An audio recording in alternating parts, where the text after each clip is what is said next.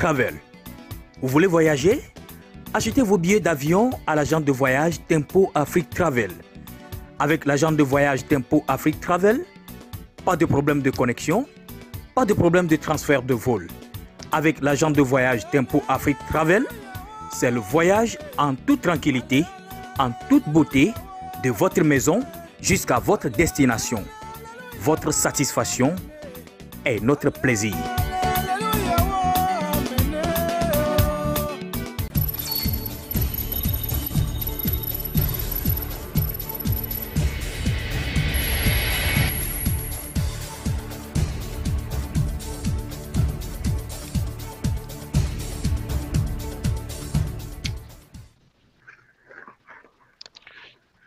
Chers amis téléspectateurs, téléspectatrices, bon après-midi chez vous. Nous sommes aujourd'hui le mercredi 9 mars 2022 et nous sommes là pour notre rubrique de la semaine, chronique de la semaine du professeur Moussa Issifou. Nous ouvrons cette rubrique par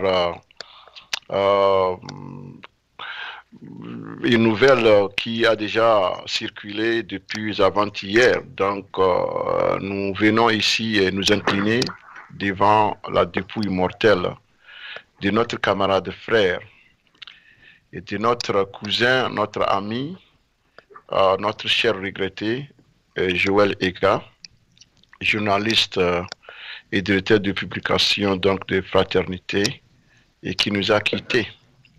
Et comme j'ai l'habitude de le dire, à chaque fois que l'un d'entre nous a fini, n'est-ce pas, de vendre, il, n'est-ce pas, retourne à l'Éternel.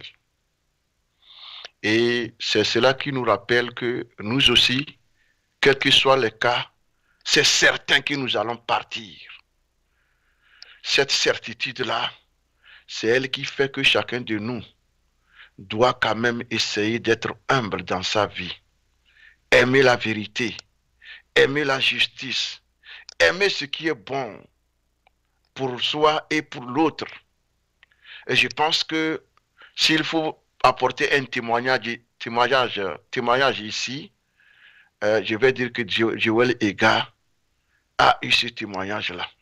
Parce que tout le monde reconnaît que c'est un gars qui aimait la justice. Il aimait la vérité. Il aimait la liberté. Et il était prêt à se sacrifier pour ça. Non pas pour un intérêt personnel, mais pour tout un peuple. Voilà pourquoi tout le monde pleure depuis dimanche. Et je pense que c'est ça qu'on appelle héritage. Ce n'est pas laisser des milliards dans son compte, ou des bâtiments, ou des maisons, des gratte-ciel.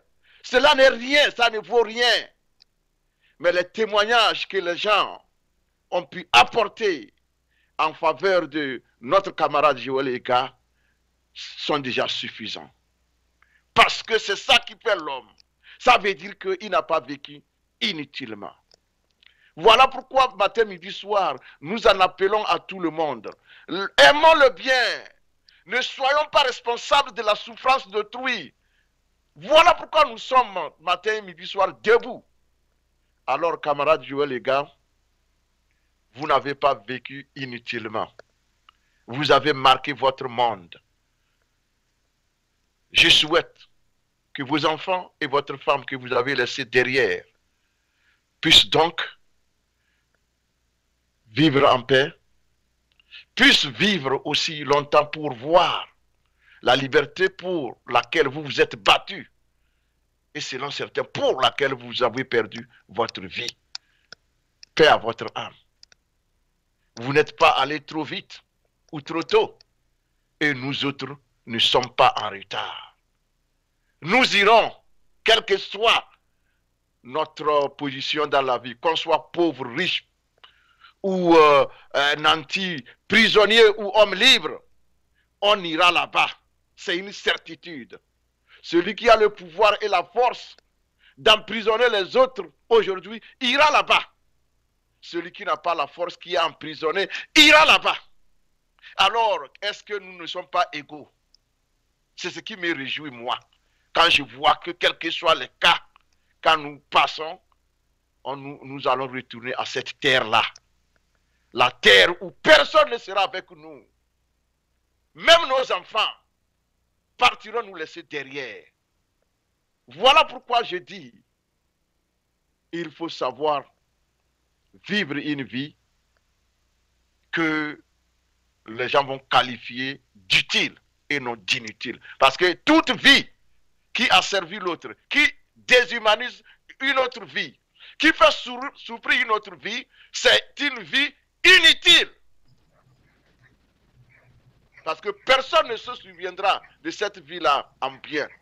Les gens ne feront que maudire cette vie-là, même après avoir disparu.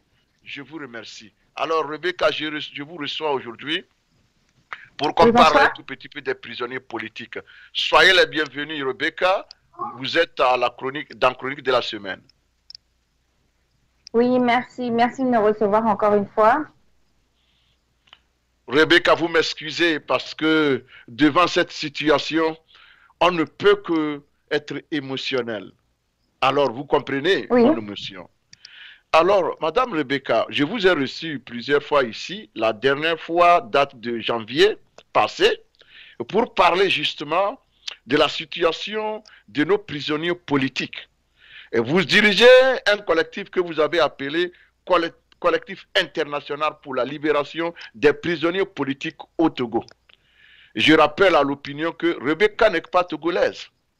Mais le sort des prisonniers togolais lui préoccupe tellement que elle a créé un collectif qui est en train de se battre nuit et jour pour obtenir la libération de ces pauvres qui sont depuis 2 ans, 3 ans dans les geôles de Lomé 2. Voilà une autre preuve dont je viens de parler. Les bonnes œuvres n'ont pas de nationalité. Ça n'a pas de race. Ça n'a pas d'ethnie. Parce que le bien est bien. C'est pourquoi il faut l'aimer. Alors, Madame Rebecca, merci beaucoup. Nous vous sommes reconnaissants. Alors, est-ce que vous pouvez nous dire à peu près où est-ce que nous en sommes depuis votre dernier passage sur ce plateau pour parler des prisonniers politiques? Oui, bien sûr. Alors, bon, nous continuons le travail, évidemment. Le mois de janvier a été ralenti à cause des fêtes, évidemment. Et aussi, il y a eu dans l'Union européenne, il y a eu le décès du président, en fait, de l'Union européenne. Oui. Donc ça a beaucoup ralenti nos activités parce que nous commençons à peine à recevoir les retours, en fait, des courriers que j'avais adressés au mois de décembre. Oui. Donc du coup, sur cette position-là, ça avait été très, très lent. Alors, par contre, nous constatons, c'est un mutisme des autorités togolaises. Hein. Oui. Nous travaillons étroitement avec les parlementaires irlandais qui, eux, avaient été assez réactifs par rapport à nos courriers. Oui. Alors, il ne faut pas oublier que le collectif, hein, à la base, s'est constitué sur la question spécifique de M. Goma.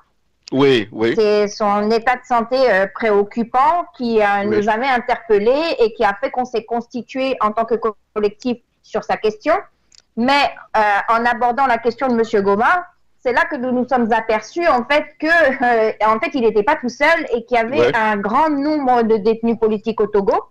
Et bien donc, sûr. De fait, nous nous sommes engagés pour tous les détenus puisque tous ont droit à la liberté. Donc, je vais reprendre sur la question du mutisme des autorités togolaises. Alors, on a 2 exemples qui sont bien parlants. Alors, d'abord, je pense que tout le monde a suivi l'observation du Togo faite par l'ONU au mois de janvier. Oui. Et à ce moment-là, donc suite au courrier que nous avions fait auprès des différents pays, donc ceux-ci ont interpellé le Togo, donc à travers cette observation de l'ONU, sur des questions spécifiques. Donc, ils les ont interrogés sur les prisonniers politiques, sur la torture, sur les conditions de détention, d'autres choses qui ne nous concernent pas directement. Bien sûr, la question du Togo intéresse sur plusieurs points, mais nous, ce qui nous intéresse, c'est la question des prisonniers politiques. Oui. Et donc, nous, ce que nous avions constaté, quand nous avons suivi les débats, ce sont quand même des mensonges éhontés de la part du ministre des Droits de l'Homme, quand même, qui a osé affirmer devant le monde entier, sans complexe, qu'il n'était pas informé de torture dans son pays. Alors, nous, ça nous a paru quand même curieux. Tous les pays ont l'air d'être informés, sauf Monsieur le ministre des Droits de l'Homme, alors que Monsieur Goma lui-même a déposé une plainte à la CNDH, ainsi que d'autres détenus. La chambre d'accusation elle-même sur l'affaire de M. Goma a ordonné une enquête le 18 novembre 2019. Alors malheureusement, vu la mauvaise volonté de l'État togolais, il se trouve que cette enquête n'est toujours pas commencée. Ça fait quand même 1 an et demi maintenant que ça a été ordonné. Et donc, en plus, nous avons écho par l'association Asvito qu'il y aurait également une plainte auprès de la Haute Cour de justice de la CEDEAO, donc pour ces mêmes faits, et puisque l'État togolais est inerte en la matière dans sa propre cour. Donc on est quand même surpris que Monsieur le ministre, lui, n'est pas au courant. Le monde entier est au courant, sauf Monsieur le ministre. Ça, quand même, c'est assez effarant. Donc, évidemment, l'ONU n'a pas eu l'air quand même bien dupe de la situation. L'ONU a quand même l'air d'être informée plus ou moins d'être dans une dictature au Togo. Alors, malgré ça, nous, ce qu'on regrette quand même, c'est le manque d'action coercitive des États qui continuent à commercer et à entretenir des relations diplomatiques avec un État voyou, parce qu'il faut appeler un chat quand même. Donc, le Togo est un État voyou, et il a un État voyou à tel point qu'en pleine observation par l'ONU, il se permet encore d'aller interpeller des détenus sur des raisons politiques et de les enfermer. On reviendra dessus plus tard. Alors, le deuxième exemple de ce mutisme des autorités togolaises, c'est le refus catégorique et écrit de l'ambassadeur du Togo à Londres de recevoir, après demande écrite également, la délégation du ministère des Affaires étrangères irlandaise. Donc, nous, collectifs, nous avions saisi les autorités irlandaises, dont les parlementaires en particulier et individuellement. Nous leur avons écrit à chacun, aux 165 parlementaires. Et donc, de cela, en fait, les parlementaires ont fait des pressions sur le ministre des Affaires étrangères irlandais, qui, lui, a relancé son activité en faveur de M. Goma. Par conséquent, le 24 décembre 2021, le ministre des Affaires étrangères irlandais a adressé à l'ambassadeur du Togo à Londres une correspondance pour le ministre des Affaires étrangères togolais. Alors, on peut supposer que l'ambassadeur a fait son travail, qu'il a envoyé ce courrier par la valise diplomatique. Cependant, aucune réponse auprès du ministère des Affaires étrangères irlandais. Du coup, le ministère des Affaires étrangères a relancé l'ambassadeur togolais à Londres, et ils ont demandé une visioconférence à l'ambassadeur pour pouvoir un petit peu comprendre ce qui se passe avec la question de M. Goma, puisqu'il n'avait pas de réponse. Et l'ambassadeur a répondu, carrément qu'il ne voit même pas l'intérêt à cette visioconférence, étant donné que son ministre n'a pas répondu, lui non plus n'a pas à répondre. C'est sympathique. Oui, ben, je ne sais pas, qu'est-ce qu'il occupe comme chaise là-bas dans son ambassade, parce que si même entre diplomates ils ne peuvent pas se parler, alors à quoi sert-il? Voilà. Donc, on peut se dire que cet État togolais, dans la toute-puissance, paraît quand même un petit peu embarrassé à répondre à une autorité démocratique. Donc, on comprend que ça soit difficile, au vu d'un dossier vide, de justifier l'enfermement dans des conditions inhumaines et dégradantes de détenus kidnappés. C'est un petit peu... C'est sûr que c'est pas facile, leur avoir fait subir des sévices, des tortures, au point que M. Goma en a perdu l'usage de ses jambes, quand même. Je comprends, pour un ambassadeur, ça soit un peu embarrassant, effectivement. Enfin, il y a un moment, il faut assumer quand on est dans une dictature, et de recevoir un salaire d'une dictature, il faut l'assumer. Donc, du coup, on peut dire quand même que M. Goma a la chance être plus résistant que les 7 détenus déjà décédés, hein, parce que depuis 2018, on a eu 7 morts. Alors, on va quand même rappeler leur nom parce que je crois qu'il ne faut jamais oublier les martyrs de dictature. Donc, on va rappeler quand même leur nom. Il s'agissait de monsieur Yakubu Moutawakilou, j'espère que je ne déforme pas son nom. Il y avait monsieur Keliba Amadou Kassimou. Oui. Lui, il avait été arrêté le 6 décembre 2019 et il est décédé en novembre 2021. Oui. Alors, on avait aussi plusieurs détenus qui avaient été arrêtés le 26 janvier 2020. Il s'agissait de Moussa Saïbou, Ishaka Alassani, Alibou Saïbou, Oro Wakilou, qui eux, en fait, sont décédés en octobre. Et il y avait aussi monsieur Taïrou Mourane qui avait été arrêté aussi en janvier et qui était décédé, lui, le 6 octobre. Donc, on avait eu une hécatombe le 6 octobre en octobre 2020. Oui. Alors, les conditions devaient être particulièrement difficiles, je suppose, à ce moment-là, pour avoir autant de décès en même temps. Oui. Alors, on rappelle aussi qu'on a un tuberculeux actuellement, monsieur Dima, qui lui avait été hospitalisé dans une clinique et puis qui a été débarrassé de la clinique pour être renvoyé dans l'unité de la prison civile de Lomé, dans l'unité en fait qui est prévue spécifiquement pour les tuberculeux. Oui. Alors, il faut savoir, hein, pour ceux qui ne sont pas au courant, qu'il est rare de sortir vivant de cette unité. D'ailleurs, il y a encore eu un mort il y a 2 semaines. Il ne fait pas partie des prisonniers politiques, mais dans les prisonniers civils, il y a encore eu un mort à la prison il y a 2 semaines. Ok. Alors, on sait également que M. Oumoulou est souffrant et on ne sait pas pour quelle raison ce monsieur est isolé au SCRIC. Parce que, donc, avant, nous avions informé que les détenus étaient enfermés illégalement à la gendarmerie, l'ancienne gendarmerie de Lomé. Oui. Ils ont été déménagés comme ça, juste avant que l'ONU observe le Togo, donc à la veille du Togo à l'ONU. À la veille de la présentation du Togo. On ne sait pas si c'était une action de bienfaisance ou de je sais pas, de peinture ou de vernis. Bon, toujours est-il qu'on ne peut pas dire qu'ils y aient gagné forcément au change, hein, parce que faut rappeler quand même que cette prison civile, l'ONU a déjà demandé de la fermer il y a quelques années. Oui. Parce qu'elle doit contenir normalement 600 détenus et qu'elle en contient environ 2200.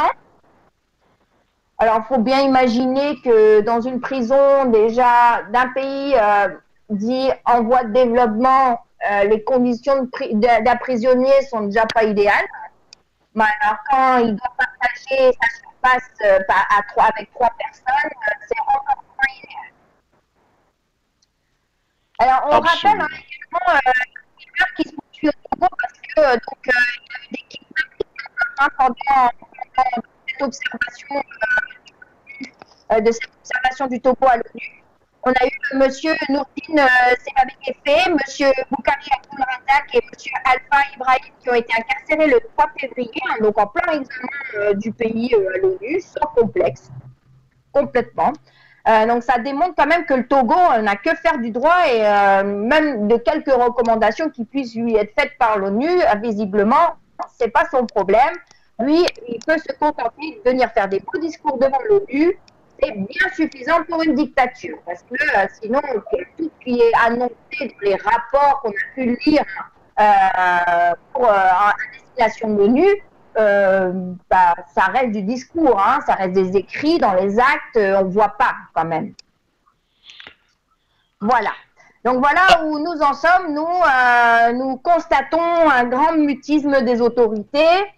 On sait que ça va commencer au niveau européen à avancer. Au niveau donc irlandais spécifiquement, ça avance. Il y a du travail qui est fait. Mais il nous est difficile quand même sur le plan interne togolais de travailler.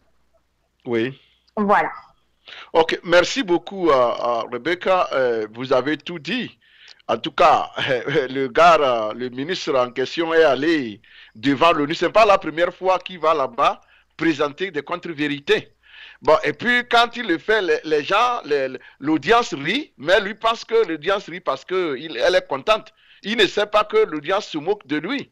Parce que quand tu vas au grand jour dire ce qui n'est pas vrai, alors que même à l'heure où vous parlez, parce qu'ils étaient encore là-bas en Suisse, ou bien, oui, ils étaient encore là-bas quand ils ont fait arrêter 5 autres prisonniers politiques.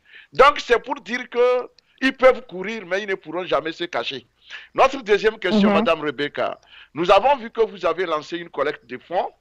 Et je voulais savoir quel est le but, n'est-ce pas, de cette collecte de fonds. Alors effectivement, nous organisons une collecte de fonds.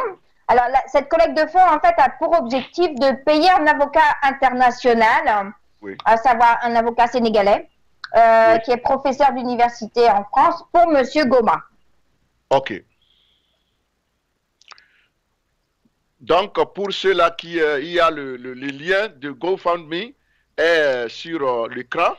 Pour ceux-là qui sont intéressés et qui veulent aider, le lien est là. Prenez le lien là et allez, cliquez sur le lien et vous pouvez donner, faire votre don sur GoFundMe. Merci. Alors, allez-y, Madame Rebecca.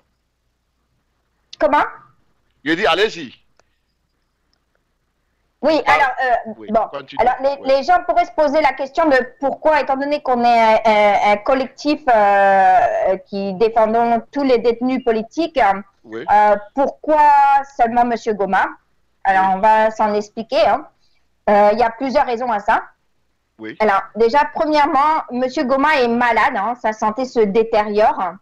Et donc, sa santé se détériore d'autant plus depuis le transfert de la prison secrète où ils étaient jusqu'à la prison civile de Lomé. Comme on avait dit, comme j'ai dit déjà, l'ONU a demandé la fermeture de cette prison. Elle est absolument pas aux normes. Les prisonniers sont entassés les uns sur les autres. Il y a un manque de nourriture. Il y a des conditions d'hygiène qui sont quasiment inexistantes. Donc forcément, pour une personne en bonne santé, c'est déjà difficile d'y survivre. Alors je vous laisse imaginer pour une personne physiquement diminuée et malade ce que ça peut donner. Donc son cas présente pour nous une urgence actuellement. Deuxièmement, son cas c'est une spécificité puisqu'il est citoyen irlandais. Donc ça nous permet aussi d'avoir un levier plus immédiat que pour les autres. Oui. Ensuite, un avocat international, c'est quand même très cher. Donc, nous recherchons 20 000 euros. Alors, ça peut paraître une somme énorme, alors qu'il y a des avocats au Togo. Et nous, malheureusement, nous regrettons en fait que les avocats togolais n'aient pas collaboré avec le collectif. Donc, nous avons été contraints de chercher un avocat extérieur au Togo, ce qui coûte évidemment très cher en frais de déplacement, d'hébergement, etc. Alors, par contre, c'est un avantage parce que cet avocat est spécialisé dans les droits de l'homme. Son coût est conséquent, mais normalement, étant donné qu'il est dans sa spécialité, ça devrait pouvoir nous aider. Alors, nous sommes forcément obligés de prioriser les affaires. Nous bien sûr, nous n'oublions pas les autres détenus et en parallèle, nous développons d'autres stratégies pour pouvoir collecter des fonds à plus long terme pour tout le monde qui est malade.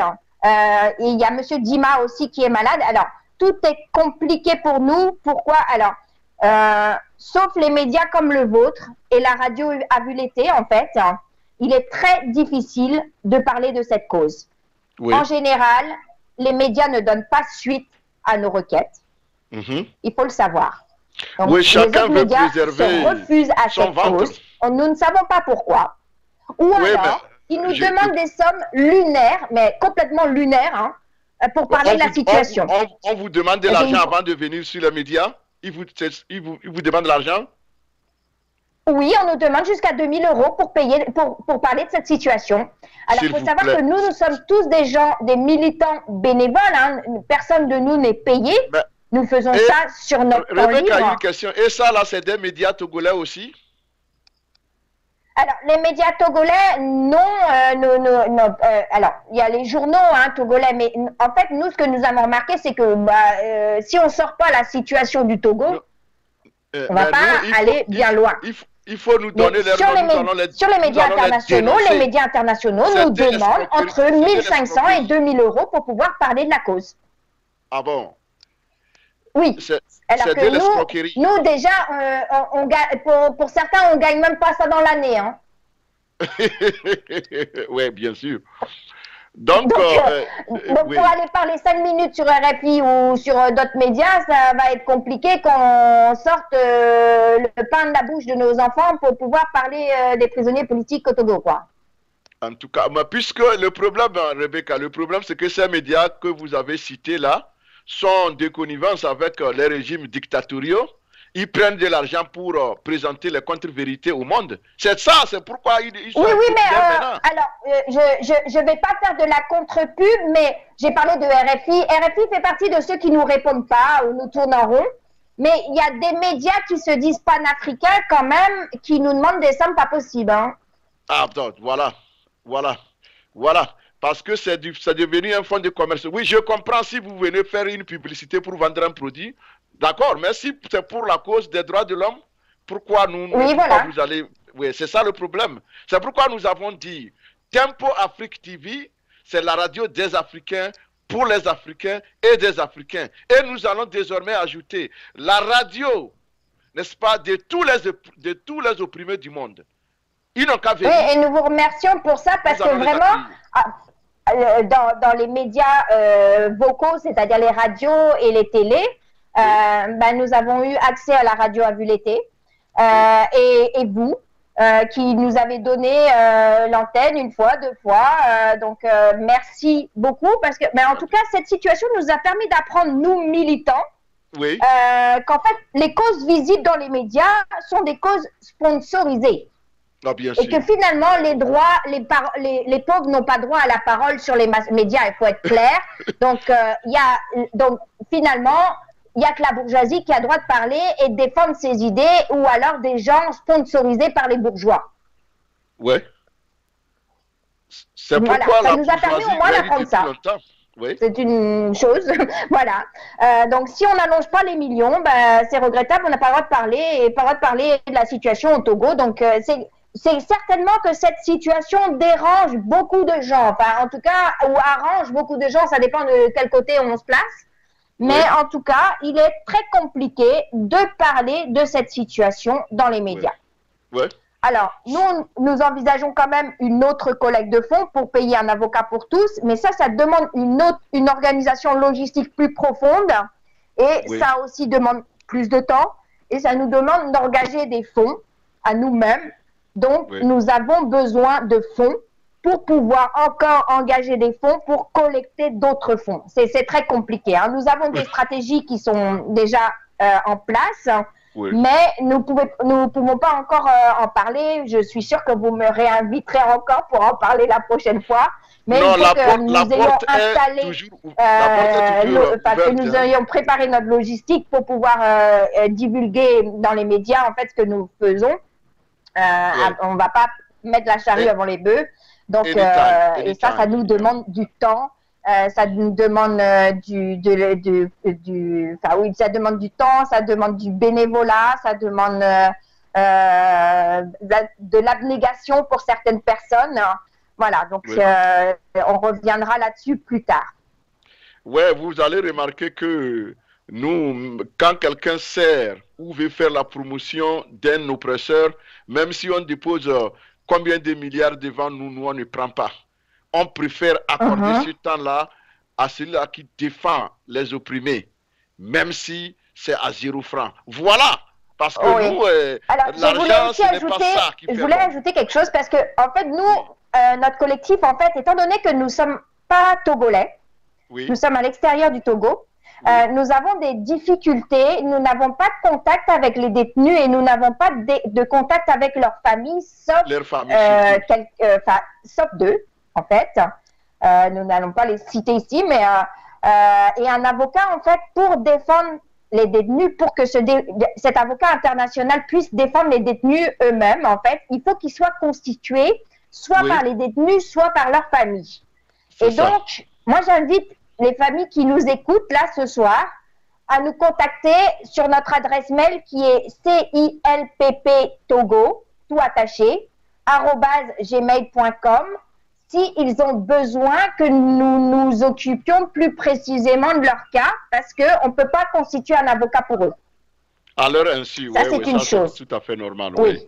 Parce que, nous constatons, sans compréhension de la situation, un refus des avocats togolais de travailler avec notre collectif. On ne sait pas pourquoi, mais on a constaté leur inertie face aux vices de procédure, face aux demandes de mise en liberté. Ils ont l'air motivés que par un dépôt de plainte auprès de la CEDEAO, même si on n'a aucune preuve que ce dépôt de plainte a été fait jusqu'à présent. Hein.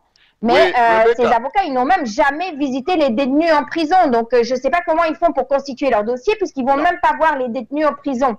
Donc, nous, on n'a eu accès qu'à 2 familles. Nous faisons ce que nous pouvons par rapport à ces 2 familles, à ces 2 malades. Mais nous sommes bien conscients qu'il y a d'autres détenus, qui ont des besoins. Alors nous, on n'est pas là pour faire du caritatif au niveau des détenus, ni on n'est pas là pour financer les détenus, pour financer quoi que ce soit au niveau des détenus. Nous sommes là pour nous battre sur la question du droit et donc les accompagner sur le plan juridique. Oui, tout à fait. Ben, par rapport à la difficulté d'avoir des avocats, ce n'est pas seulement vis-à-vis du collectif international. Hein. De façon générale, les avocats du Togo ont été intimidés. Et donc, on leur dit, si vous touchez à ce dossier-là, soit vous aurez des problèmes. Excusez-moi, la communication a coupé pendant quelques secondes, je n'ai pas entendu. Ok. Donc, je disais que ce n'est pas seulement vis-à-vis du collectif international que les avocats résistent, sont réticents. Hein. C'est général. Les avocats du Togo ont été intimidés par le régime du point où chacun a peur d'approcher un dossier politique. Tout le monde, hein, tous. Ils ont envie de le faire, mais ils ont peur. Pour certains, parce qu'ils ont des marchés avec l'État, ils ne veulent pas perdre ces marchés. Pour d'autres, ils ont peur de perdre leur vie. Parce qu'il y a tout dernièrement un avocat qui était plus ou moins courageux, qui défendait ce cas-là. Il a dû prendre la clé des gens. Il est allé en exil. C'est le dernier qui est parti. Donc, ce n'est pas un refus, ce n'est pas vraiment volontaire. Il y en a parmi eux qui ont envie de sauver la vie. Mais le régime les a tellement intimidés que ils ont peur d'approcher les dossiers politiques. Ceux qui sont honnêtes vous disent, c'est une patate chaude, je ne peux pas m'approcher de ça. Donc, ce n'est pas qu'ils n'ont pas envie d'aider. Mais je leur demande d'être courageux parce que la profession d'avocat, en tout cas, ce qui a fait la renommée de cette profession, c'est le courage que ceux-là qui exercent cette profession ont toujours prouvé devant la défense, n'est-ce pas, du droit. Parce que je comprends, mais en attendant, il y avait quand même des avocats sur les dossiers qui font construction dans l'échange d'informations, etc., des informations qui ne sont pas nécessairement confidentielles. Hein. Donc, voilà pourquoi, en fait, nous en sommes à aller chercher un avocat international à 18 000 euros. Donc, nous cherchons 20 000 euros, mais 20 000 euros, on compte les faux frais, etc. Donc, on a ajouté 2 000 euros hein, dans la cagnotte. L'avocat demande 18 000 euros. Et donc, nous recherchons 20 000 euros pour pouvoir faire d'autres petits frais à côté parce que se demande parfois des correspondances, des choses, d'aller envoyer des gens en commission ou des choses comme ça. Donc voilà pourquoi les 20 000 euros en fait. Alors, merci beaucoup, Madame Rebecca Maniac. Nous allons peut-être vous libérer et je vais aller en pause publicitaire pour revenir clôturer l'émission comme je l'avais dit. Donc, si vous avez un dernier mot à l'endroit de nos auditeurs, allez-y. D'accord. Je vous remercie beaucoup de nous avoir encore offert un temps de parole pour la question. Alors donc, Voilà, merci beaucoup, Rebecca, pour n'est-ce pas, votre disponibilité. Et donc, comme on vous l'a dit, à tout moment, cette antenne, cette télévision est là pour vous, parce que c'est une télévision qui est au service de la justice, au service du vrai, au service donc des opprimés. Merci. Je vous remercie aussi. Ok, bye bye. Marie, prenons une petite pause là et puis on revient pour terminer l'émission. Donc, oui, je pense que vous allez mettre le lien de GoFunding, les 2 caisses. Oui. Oui, puisque il faut que. Oui, ça va a pas de. Comme on dit, hein, les petits ruisseaux font les grandes rivières. Il n'y a pas de petite contribution. Donc, même si les gens n'ont que $1 ou €1 à nous verser, si on trouve 18 000 personnes à nous verser €1 ou $1, on va bien arriver à peu près au coup, quoi. Bien sûr, non, ça, on va repasser ça. Ça va repasser dans l'émission. Ouais. D'accord, merci beaucoup. Bonne Pas soirée. de quoi. Bye bye.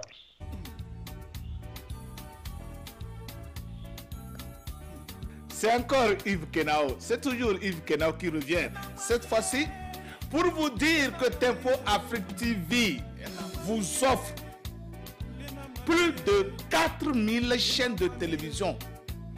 Les chaînes européennes, les chaînes américaines, les chaînes asiatiques, les chaînes africaines. À un prix imbattable. À un prix imbattable. Tenez-vous bien. $185 pour 12 mois, inclus le box. Alors, où est-ce que vous pouvez trouver mieux que ça si ce n'est pas sur Tempo Afrique TV? Mesdames, Messieurs, appelez seulement le 612 804 0295 et vous serez servi. Vous serez agréablement surpris de voir plus de 4000 chaînes de télévision rouler sur votre écran comme ça et vous choisissez laquelle vous voulez. Alors mesdames, n'hésitez pas. N'hésitez surtout pas et ne faites pas compter. Prenez votre téléphone, prenez-le tout de suite et appelez le 612, le 804, le 02 95. Nous sommes là, ici à Tempo TV, pour rendre votre vie simple et agréable. Alors, saisissez l'occasion donc. $185 pour toute une année, pour 12 mois, inclus le box. Quoi de mieux que ça?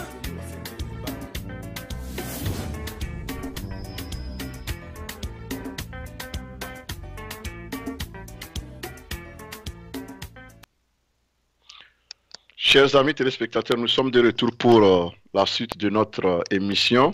Et à présent, nous allons passer à une autre rubrique donc, de cette émission. Et Malik, est-ce que vous avez la vidéo des jeunes qui nous parlent des prisonniers oui, dans le cadre, qui ont été arrêtés dans le cadre de l'assassinat du colonel Madjoulba? Oui. Donc, je pense que j'ai voulu parler un tout petit peu de cela parce que hier, nous avons vu une vidéo circuler, n'est-ce pas, d'un jeune homme qui était, je pense, apparemment dépassé par l'ampleur de la misère qu'il a observée quand il a rendu visite à ses frères détenus, donc dans le cadre de l'enquête sur l'assassinat du colonel Madjoulba, il y a de cela 2 ans. Je pense qu'il était assassiné dans le mois de mai, juste au lendemain donc, de la prestation de service, de prestation de serment de M. Faure Gnassingbé pour le mandat qu'il est en train d'exercer. Selon, oui, allez-y, allez passer le message, la vidéo pour que je puisse, puisque nous on ne dit rien sans plus. Salut, oui, allez-y. Je suis togolais, comme vous le voyez, je ne suis pas quelqu'un sur les réseaux sociaux, je ne suis pas un vidéoman, mais je suis venu juste pour vous parler d'un petit sujet. Et je pense que nous tous, nous avons appris la mort du colonel Magulba qui s'est passée depuis, il y a cela presque 2 ans. Donc, je ne comprends pas vraiment le pays, le Togo. Après cette mort, il y a eu des gens qu'on a arrêtés, notamment ces gardes-corps, et ceux qui étaient de garde la soirée au camp là-bas. Mais on a constaté que en réalité, c'est pas ça. Parce qu'on ne peut pas comprendre qu'à cause de cette mort qui s'est passée, que des gens continuent pas à payer le prix jusqu'alors. On ne peut pas comprendre que jusqu'alors, des petits soldats, 100 grades, 100 gallons, continuent pas à payer le prix jusqu'alors. Nos frères qui sont arrêtés, à les mettre en prison, ils appellent ça tôle. Mais c'est pas tôle. Parce qu'en réalité, tôle à la gendarmerie ne dépasse pas 2 mois. Mais eux, ils ont déjà fait 2 ans. C'est quel tôle? Et d'ailleurs, pourquoi on peut les mettre en tôle? C'est eux qui ont tué le colonel. Soyons quand même un peu réalistes dans ce pays. Je ne comprends rien. Donc, depuis la mort là, on les avait arrêtés. Ils étaient au nombre de 20 et quelques. On a libéré certains, qu'on a laissé certains. Mais, qu'est-ce qui se passe? Ceux qu'on a libérés, on peut constater que, pour ne pas parler après, on va dire que c'est de l'ethnocentrisme, mais on peut dire que quand même, c'est leurs frères qu'ils ont libérés. Ils ont libéré que seulement leurs frères. Et puis le reste, comme ils n'ont personne dans le gouvernement, ils n'ont personne pour plaider à leur cause, on s'en fout pas mal d'eux. Mais quand même, soyons un peu sérieux dans ce pays. Je leur ai rendu visite juste la semaine passée. Vraiment, c'est pitoyable. C'est trop pitoyable, mes amis. Allez-y là-bas. Vous allez voir les conditions dans lesquelles se trouvent nos frères. Vous-même, vous allez regretter. Vous allez pleurer. Vous allez pleurer. Imaginez un peu la chaleur à Lomé. Et quelqu'un se retrouve dans une chambre sans fenêtre, la porte fermée. Pour quelle raison? Eux-mêmes ne savent pas. Quand tu vas là-bas, tu leur demandes la cause. Ils disent qu'eux-mêmes ne savent pas le pourquoi on les a gardés. Ils ne savent pas. Parce qu'on les a pris que pour les enquêtes. Mais quelle enquête? 2 ans. Et jusqu'à là, on ne leur dit rien. Ils sont juste abandonnés là-bas. Personne ne vient les visiter. Aucun colonel ne vient les visiter. Ils sont juste abandonnés là-bas. Eux-mêmes réclament pour voir les colonels, les généraux. Mais on ne les permet pas. Mais pourquoi? C'est quoi le plan? Dites-nous. Ils ont eu tort de se porter volontaire pour servir le pays. Ils ont eu tort de se porter volontaire pour défendre la nation. Dites-nous. Donc, monsieur le président, je ne sais pas s'il est au courant de cette affaire. De cette affaire. Donc, je prie vraiment de partager la vidéo pour que tout le monde soit au courant. Monsieur le président, je viens humblement dans cette vidéo vous demander pardon de les libérer. Leurs parents souffrent, leurs frères souffrent, leur famille souffre, leurs enfants souffrent. Mais imaginez, mettez-vous à la place des parents. Qu'on va prendre ton enfant, aller enfermer quelque part que toi-même tu ne sais pas où exactement ton enfant est. 2 ans, pour rien, il n'a rien fait. Vraiment, j'ai les larmes aux yeux quand je parle. Aidez-moi, je viens juste dans cette vidéo pour demander les hommes des médias, les journalistes, les presses, aidez-nous à faire savoir au gouvernement. Je ne sais pas si vraiment le président me met au courant de ça, mais aidez-nous à lui faire savoir que c'est comme ça. Nos jeunes frères sont en train de payer le prix jusqu'alors. Que vraiment, c'est pas bon. C'est pas bon. On ne peut pas comprendre des trucs comme ça qui se passent dans un pays où on se dit que c'est un pays de droit. C'est quel pays? C'est quel pays? C'est quel pays de droit? On ne comprend pas. Aidez-nous vraiment à faire connaître aux yeux de toute la population togolaise que vraiment il y a des jeunes soldats qui sont enfermés jusqu'alors sans aucune raison. On ne comprend rien. On n'a pas dit c'est eux qui ont tué le colonel. On n'a pas dit. Et puis, ce qui est bizarre, parmi eux, il y a des gens qui n'étaient même pas de garde. Il y a des gens qui n'étaient même pas garde-corps du colonel. Mais on fait savoir à toute la population, on fait savoir aux gens que c'est comme ça. C'est des gens qui étaient de garde. C'est des gens qui étaient garde-corps du colonel. Mais en réalité, ce n'est pas ça. Il y a des gens qui ne sont pas des garde-corps du colonel. Des gens qui n'étaient pas de garde. Mais comment est-ce qu'on peut comprendre des choses comme ça? Tu viens un matin comme ça, on dit qu'on a tué ton colonel. C'est un souci d'abord pour toi. Et dans ça, on te prend encore à les mettre en prison pour un gros zéro parce que tu n'as personne pour plaider à ta cause. Mais quand même, nous sommes dans quel pays? Nous sommes dans quel pays? Pardon, aidez-moi. Partagez la vidéo. Les hommes de médias, les presses, les journalistes, aidez-nous vraiment à partager cette vidéo. Aidez-nous pour la lutte pour cette affaire. Aidez-nous à lutter. On ne sait plus où aller. On a touché, on a fait ce qu'on pouvait, mais ça ne donne rien. Eux-mêmes, ils ont réclamé pour voir leur chef, mais on leur prive de tout. On leur prive de tout. Ils ne peuvent rien dire quoi que ce soit. Ils sont là-bas sans portable, sans rien. Mais c'est quelle tôle, c'est quelle punition? 2 mois, 2 ans, 2 ans, c'est pas 2 semaines, c'est pas 2 mois. Imaginez. Donc, s'il vous plaît, aidez-nous.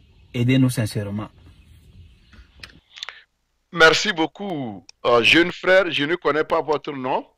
J'allais, n'est-ce pas, ou bien votre adresse.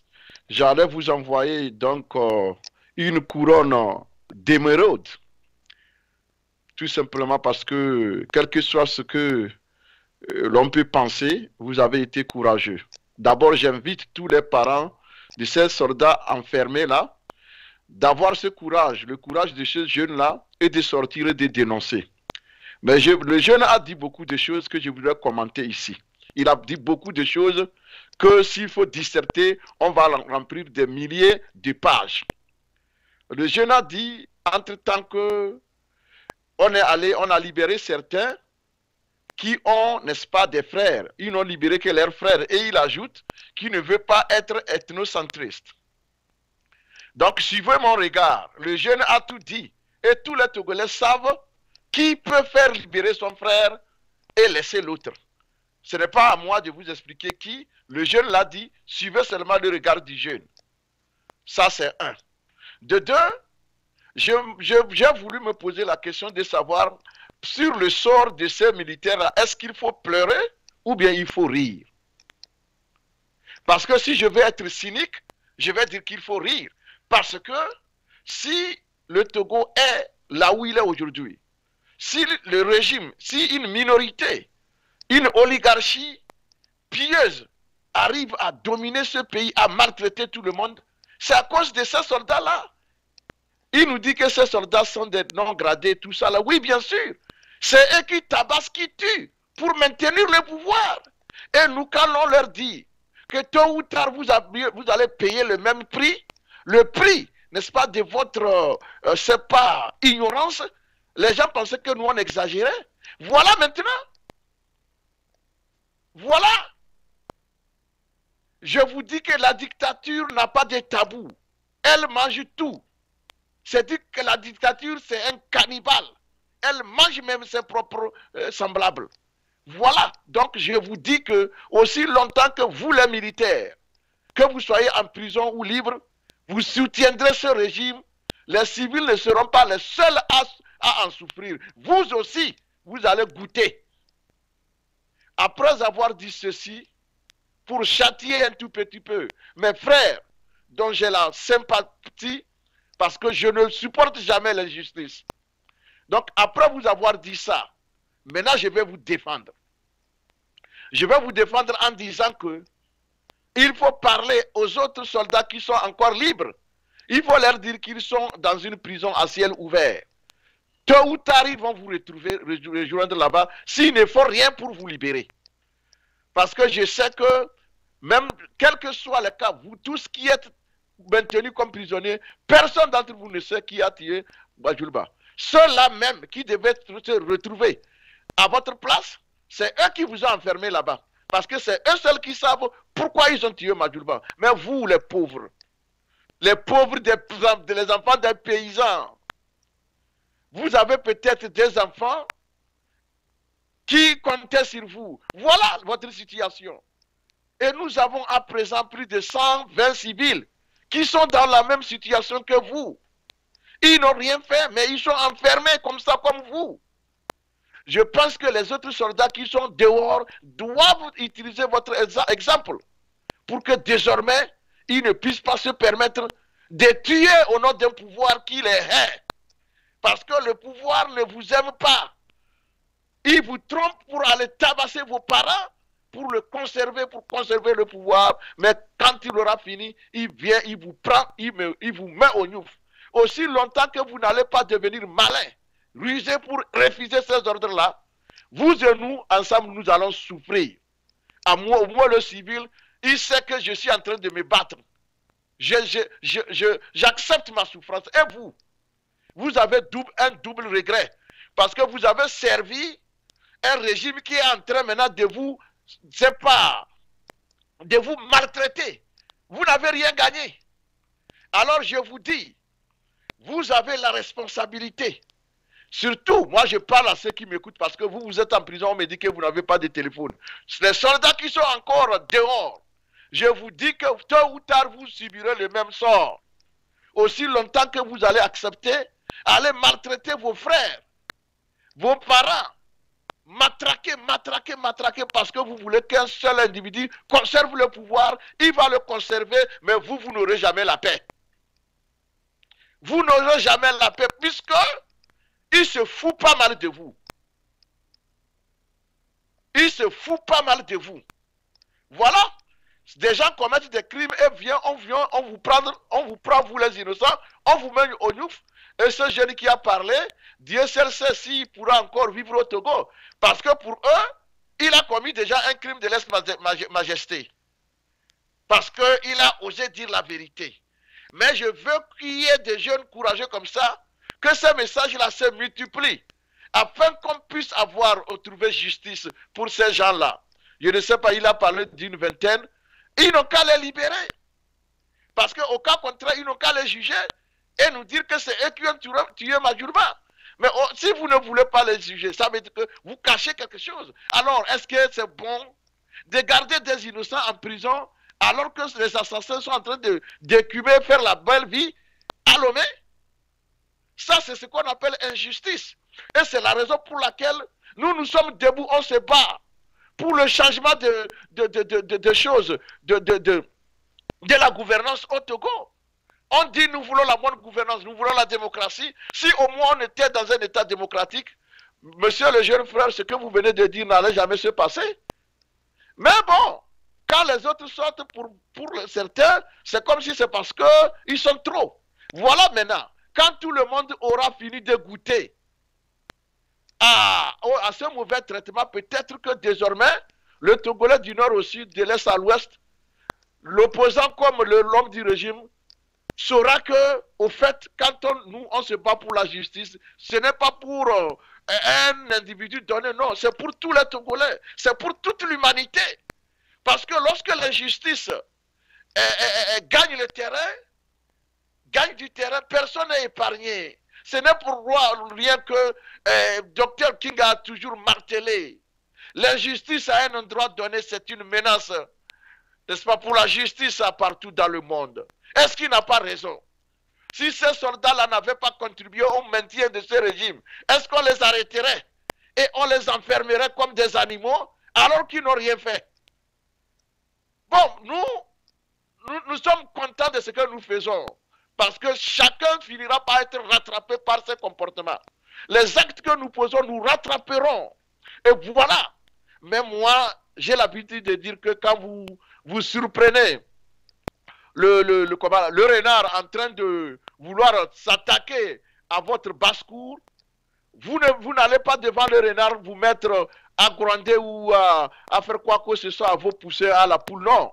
Vous chassez d'abord le renard et vous ramenez votre poule et ses poussées à la maison pour les châtier. C'est ce que je suis en train de faire. Je suis en train de dire que quel que soit le cas, ces frères militaires ne méritent pas d'être enfermés parce que d'ores et déjà, nous pouvons crier haut et fort qu'ils sont des innocents. Parce que nous sommes en face d'un régime qui enferme les innocents. Par conséquent, rien ne me prouve que ces soldats-là sont les assassins de Majurba. Et donc, c'est des innocents qu'on a enfermés. C'est pourquoi j'ai dit ici, quel que soit ce que je vais reprocher à ces soldats, je vais dire, je me bats et je demande leur libération parce que c'est des êtres humains. C'est les enfants des autres, d'autres aussi. Ils ont droit à la vérité, au respect. Ils sont dignes, ils ont droit à la dignité. Voilà pourquoi nous oublions tout ce qu'ils auraient pu faire, en tout cas contre leur peuple. Puisque j'ai dit, ces soldats-là, sur le plan matraquage du peuple, ils ne sont pas des innocents. Mais, est-ce que cela donne une raison à qui que ce soit, n'est-ce pas, de les maltraiter, de les opprimer de façon injuste? Non, j'ai dit non. Parce que la justice n'a pas de couleur et n'a pas... C'est ça. Le Togo pour lequel nous nous battons, c'est un Togo où tout Togolais, quel que soit d'où il vient, son passé ou quoi, qu'il puisse jouir des mêmes, n'est-ce pas, droits et des mêmes devoirs. Voilà pourquoi nous crions matin, midi et soir. On ne veut pas un Togo où on dira, ah, tel m'avait fait ceci, maintenant je suis fort. Non, ce n'est pas le Togo pour lequel nous on se bat. On se bat pour un Togo juste, équitable pour tout le monde. J'ai toujours dit ici que même les tenants du pouvoir aujourd'hui, s'ils se retrouvaient de l'autre côté et que quelqu'un devait les opprimer sans justice, moi je dirais non. Parce que il faut aimer la justice et non l'homme. Voilà pourquoi je leur dis, emprisonner des innocents, ce n'est pas bien. Ils peuvent se retrouver dans cette situation. Et moi, je leur dis déjà que je vais leur montrer mon humanité en disant, je vais toujours les défendre, même si c'était des anciens tortionnaires. Parce que je ne peux pas me laisser entraîner, n'est-ce pas, comment l'appelle-t-on, dans leur comportement, dans leur manque de soucis, et d'empathie pour les autres. Je dirais, je vais leur prouver que on peut toujours avoir le cœur, les oppresseurs, on peut toujours avoir le cœur pour les malfaiteurs, on peut toujours avoir le cœur pour les assassins, afin que Dieu nous pardonne tous, parce que Dieu qui nous a créés sans contrepartie, nous le pensons tout le jour, mais il nous pardonne toujours. Qui suis-je pour ne pas pardonner à l'autre? Qui suis-je? Qui suis-je pour ne pas pardonner à l'autre? Et donc je dis, les prisonniers politiques, ces militaires-là qui sont venus s'ajouter, nous on avait oublié leur cas, merci beaucoup à ce frère-là qui a désormais, c'est pas, en tout cas, cassé la baraque. Maintenant, tout le monde sait que, en dehors des prisonniers politiques, nous avons des prisonniers militaires. Et désormais, nous allons parler aussi de leur cas. Parce que ce n'est pas parce qu'ils sont militaires qu'ils ne sont pas des Togolais ou bien qu'ils ne sont pas des humains. Nous, notre défense n'a pas de limite. Non. On défend tout le monde. Parce que la justice n'a pas de couleur. Et toute personne qui est opprimée injustement trouvera en nous un allié sûr. Parce que nous ne le faisons pas pour gagner de l'argent, mais nous le faisons parce que faire du bien est bien. C'est ça notre concept. C'est ce qui nous guide. On n'attend aucun frein de qui que de ce soir. Mais nous voulons que tous les hommes jouissent, n'est-ce pas, de leur liberté, de leur justice, et que la vérité puisse être le phare pour le traitement des uns et des autres. Parmi ces prisonniers politiques dont nous parlons, nous avons notre sœur Mambeya, qui est là, Nambeya. Hier, tous les pays du monde fêtaient la journée des droits des femmes. Même au Togo, des officiels ont fêté cette journée-là. Pendant ce temps, une maman qui a été emprisonnée, envoyée en prison alors qu'elle allaitait un bébé de 6 mois. Cette maman est toujours en prison, ça fait 2 ans et demi. Et que dire que hier au Togo, les gens n'ont pas eu honte de célébrer la journée des droits des femmes, alors qu'une femme innocente est en train de croupir, comment l'appelle-t-on, dans les joueurs du Togo. Moi, hier, quand j'ai vu des gens en train de... J'ai dit, mais s'il vous plaît, même si au Togo, on peut faire une chose ou son contraire, ça là, c'est trop flagrant quand même. Nambeya doit être libérée. Si vous pensez vraiment que les droits de la femme doivent être célébrés, libérez-la. C'est le seul cadeau que vous puissiez offrir aux femmes du Togo.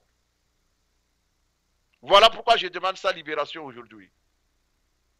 Chers amis téléspectateurs, téléspectatrices, nous savons quitter les bonnes choses avant que les bonnes choses ne nous quittent. Nous savons que vous êtes prêts, tout le monde est là, il veut nous suivre, mais nous savons quitter les bonnes choses. C'est pourquoi nous allons n'est-ce pas, mais nous arrivons donc à la fin donc, de cette émission. Et nous voulons vous retrouver, si Dieu le veut, la semaine prochaine pour la prochaine émission. Et jusque-là, portez-vous bien. Nous remettons nos vies entre les mains du Créateur, le Tout-Puissant, qui n'a jamais engendré, qui n'a jamais été engendré, et qui a la clé de notre vie et de notre mort. Personne ne mourra jamais la mort de l'autre. Chacun de nous mourra sa mort. Voilà pourquoi nous disons que nous sommes comme dans un marché ou bien comme dans un voyage. Vous voyez comment les automobilistes se suivent sur l'autoroute. Quand quelqu'un arrive à sa destination, il prend la sortie et puis lui s'en va et les autres continuent. C'est comme ça notre vie sur terre. Et un à un, chacun prendra son exit, sa sortie et puis il partira. Et une fois de bon, vous ne le verrez jamais. Alors, soyons humbles. Aimons la justice. Aimons la vérité. Aimons la propagation de la dignité d'autrui. Et mourons alors que les gens pleurent notre mort. Ne mourons pas alors que les gens jubilent. Cela n'est pas un bon signe. Voilà pourquoi je vous le rappelle et je me le rappelle. Toute âme goûtera la mort. Merci beaucoup. Je vous aime très bien. Dieu nous garde tous.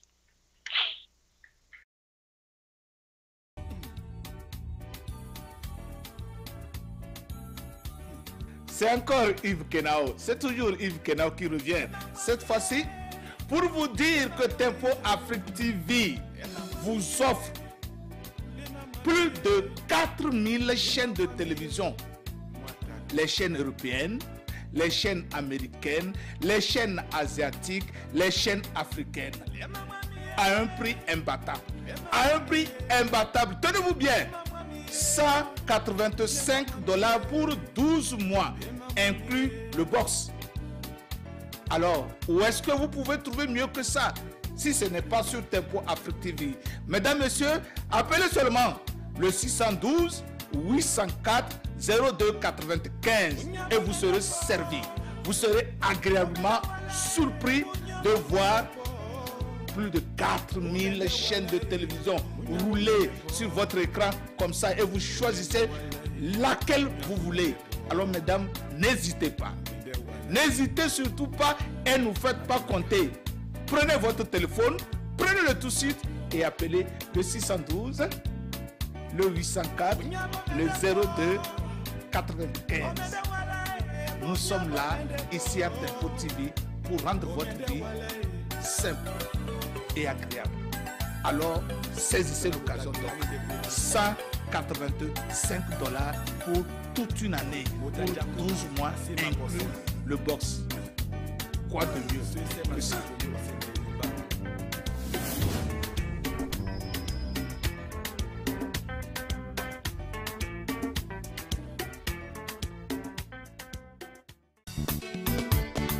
Du nouveau à Minneapolis, Tempo Afrique Travel.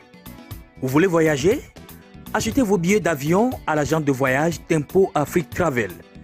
Avec l'agence de voyage Tempo Afrique Travel, pas de problème de connexion, pas de problème de transfert de vol. Avec l'agence de voyage Tempo Afrique Travel, c'est le voyage en toute tranquillité, en toute beauté, de votre maison jusqu'à votre destination. Votre satisfaction est notre plaisir.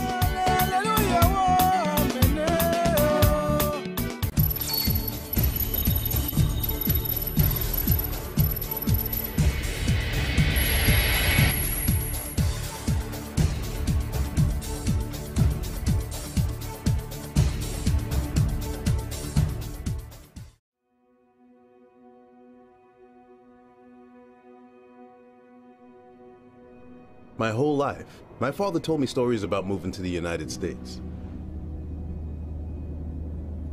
He would tell me that his brother, my Uncle George, was already living here and let my father stay with him for a while. Through my Uncle George, my father was introduced to our cultural organization here in America, who helped him make connections, apply for college, find his first job, and adjust to life in a completely different culture than he was used to. The Cultural Association helped him get started on his new life.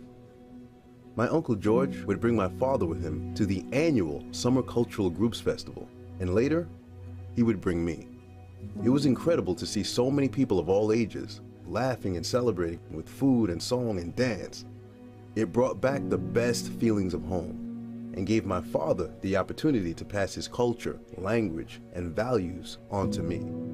My father and Uncle George were very close, so when George died last year, my father wanted to honor his wishes to be buried with a traditional ceremony back at his birthplace. My father told me that because Uncle George had cultural group life insurance, he was able to afford to bring George home and have the traditional burial George wanted. Though my father had been able to honor my Uncle George's wishes, it got me thinking about my own family. One day, I'd have to make the same arrangements for my own parents, and my wife's parents as well. Of course, we would want to bring them home and honor their wishes, but it would be a financial hardship for our family. There were a lot of things to think about, even though I really didn't want to think about them at all. When my father told me about cultural group life insurance, he told me it's intended to help families when they need it the most. It's not tied to an employer, so no matter where my career takes me, I'll always have coverage. The more people who participate and the younger they are, the more it helps keep the insurance premiums down for the entire association. Because my parents have cultural group term life insurance, there will be money available to help me provide the kind of service I want to give my parents. And by joining, I can put my mind at ease and continue to celebrate our traditions into the future. With cultural group life insurance, I can worry less and spend more of my time celebrating with the people who matter most to me.